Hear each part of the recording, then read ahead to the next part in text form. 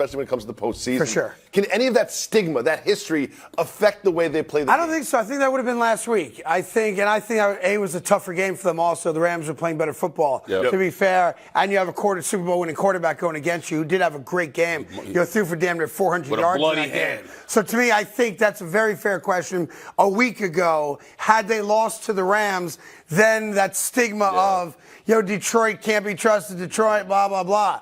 But now you've gotten that kind of monkey off your back, and now you've proven you can win a big game. You've proven you can win a close game. You've proven with all the pressure in the world on you, you can come up with plays when you need to make plays. Remember, 24-23, every time Jared Goff snaps the ball, you're talking about three things that can happen, Games on the line. and two of them are bad, right? So I think that lesson serves them very well.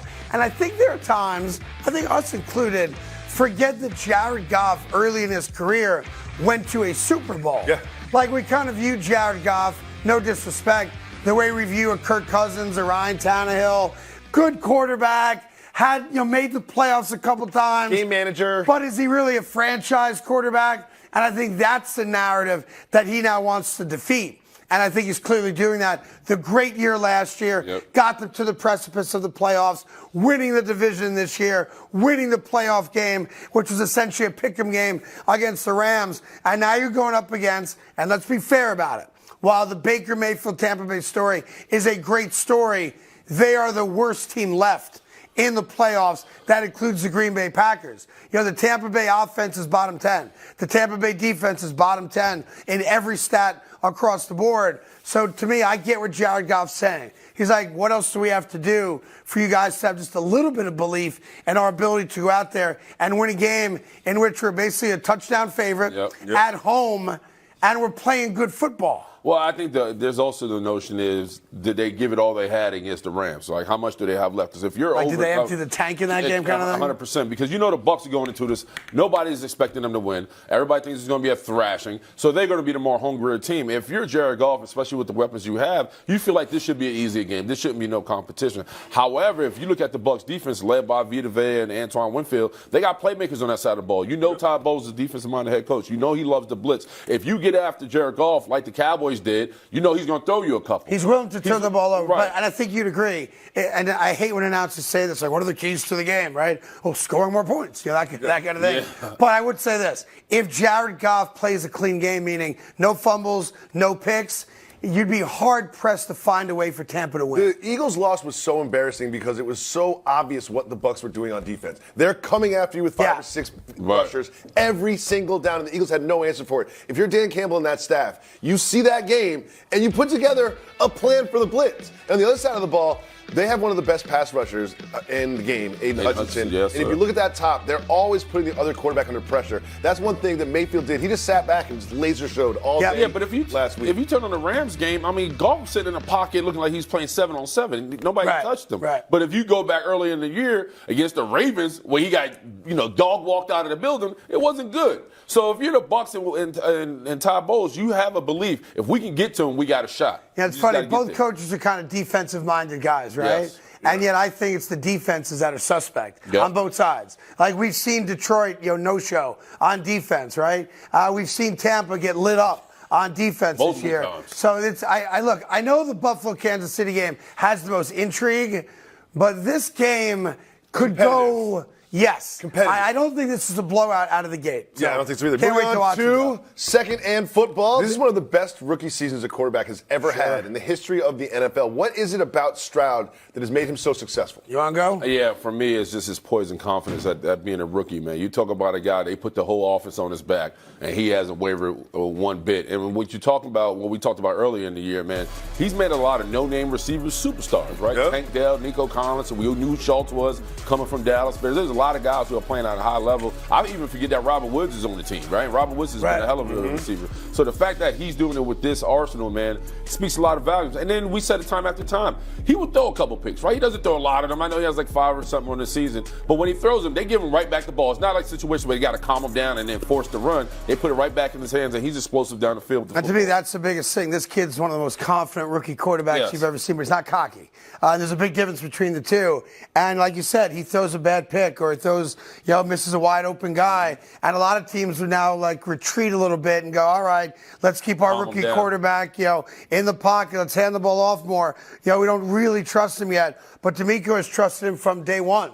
Look, they've been blown out in some games. They've dealt with a rash of injuries to skill position players like Willie just said. But they're also, and I'm using this term in a positive way, dumb enough not to know better.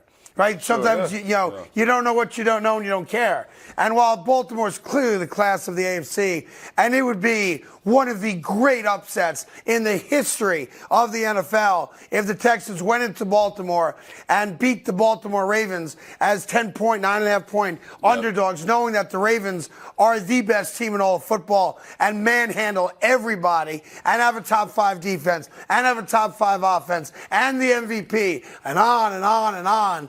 So, in a weird way, I can't figure out how the Texans can win this game other than major lapses on the Baltimore side of the ball. Yeah, and it's the caveat, right? We talked about it earlier in the week, rest versus rust, excuse me. Right? You talk about Lamar Jackson, I think it was glowing what he said. We beat the Dolphins, right? We beat the Niners. Didn't just beat them. We smacked them up. Yeah. We were on a roll. I felt as confident as I ever felt towards the back end of the season, and it was all on me in this offense, right? And in Valley, they had some significant injuries. They needed the rest. But you talk about 20 days off, right? CJ Stroud and the Texans, they just beat Flacco and the Browns, and they beat them up. The Browns defense. And so that confidence going into a playoff game and that kind of that stoppage, man, it hurts you, right? Yeah, I do think Houston needs what they got last week, and that's a huge play early. Their first play from scrimmage, right? Nico Collins. Was Nico Collins, 75 yards, touchdown. What's up? We're here. What do you got? Exactly. Right? And I think if they're able to do that, easier said than done, obviously, then I think they can at least swim in the same waters. But there's also the possibility that Baltimore just comes out, pop, pop, pop, touchdown, 3 and out, pop, pop, pop, 14-0. What do you got? And Marlon Humphreys for the Baltimore Ravens is out this game, which is going to be, he's one of their top guys in the secondary. Moving on to third and football, another underdog looking for an upset. If the upset's going to happen, it's going to happen because of Aaron Jones. Yep. You need to keep the Niners offense off the field, long drives, run the ball. Is there any chance that Aaron Jones could be the key to a Packers upset? No, they can't win. It's like this is the one game. I wish your party was during this game so you wouldn't miss anything. I don't know. Look, I know Green Bay fans woke up and discovered the show in the last 48 hours, and I'm getting overwhelmed with tweets. But to be fair, Jacksonville did it to me. I won. The Dolphins did it to me. I won. Cincinnati. The Cincinnati Bengals came at me. I won. The Dallas. Oh, I was pretty a fan of the Cowboys. Sorry about that. It's who's next, right? And on Monday, I'm going to have to do a whole segment where I kill all of you, proverbially, of course, on the show. Thanks for making that clear. What are we talking about? Does that need an explanation? Aaron Jones is not the key to a Packer upset. The only way that the Green Bay Packers have a prayer in hell to win this game would be Brock Purdy gets concussed and throws 3 interceptions like he did against the Minnesota Vikings. Outside of some type of significant injury or malady to Brock Purdy, this is a no possible shot in the world. Let me say that again. That sounded off a little bit. Oh, it's a live show, Craig. And by the way, I'm not drunk. I'm not on drugs as far as you know. Are you sure? Are they saying you're on drugs, Craig? Oh, they're accusing me of, he sounds like he's drunk. To be fair, that was Monday's show when I polished off a couple 40s to celebrate the Eagles losing to Tampa. Monday's kind of like the weekend. Whatever. I'm good. The Green Bay Packers cannot and will not win this game. And unfortunately, for those of you who are now suddenly Packer fans on Twitter or X, whatever the hell you want to call it, your fandom came a little late. Where were you all year? Where were you? You non-existent fan base, because you know the reality of this particular Packer team. They're not very good, and they're going to lose by 30 against the San Francisco 49ers. This is a non-competitive game. I'm sorry, but that's the way it's going to play out. Yeah, you're talking about where they've been. Well, they were waiting on Jordan Love. He has arrived. Turn back on the tape last week. He did a hell of a job with the football in his hand, especially with that young receiving core. At the end of the day, Aaron Jones is right. What do they have to lose? Because they have a playoff game to lose and a trip to the NFC Championship game. Yeah, they're one that's nothing. No, we have nothing to lose. But your whole rant was about they're young. They don't have it. They don't have enough to beat the Niners. They went into the Cowboy right, Cowboy Stadium and beat the Cowboys and beat them up handily. If they don't pull Jordan Love out of that game, he may drop a 60 burger on that game. And by the way, and I give them a lot of credit for that and blame the Cowboys for their role in that as well. Yes. Because they didn't, blah, blah, blah. But at some point, come on, man.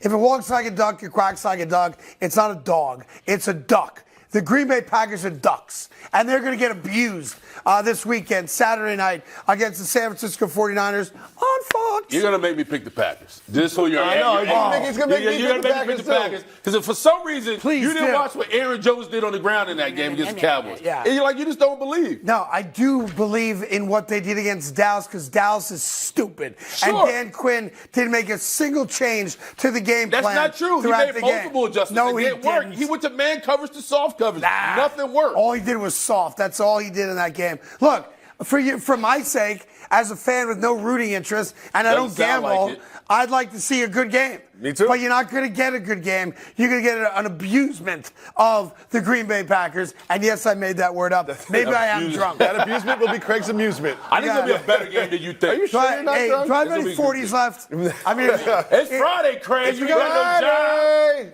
if they're going to accuse me of drinking, I might as well drink. That's right. That's the way it goes. Hey there. Thank you so much for watching The Carton Show. You can subscribe right here to get all the latest bits and segments from the show. And by the way, while you're at it, we have a lot of great shows on FS1, so check them out too.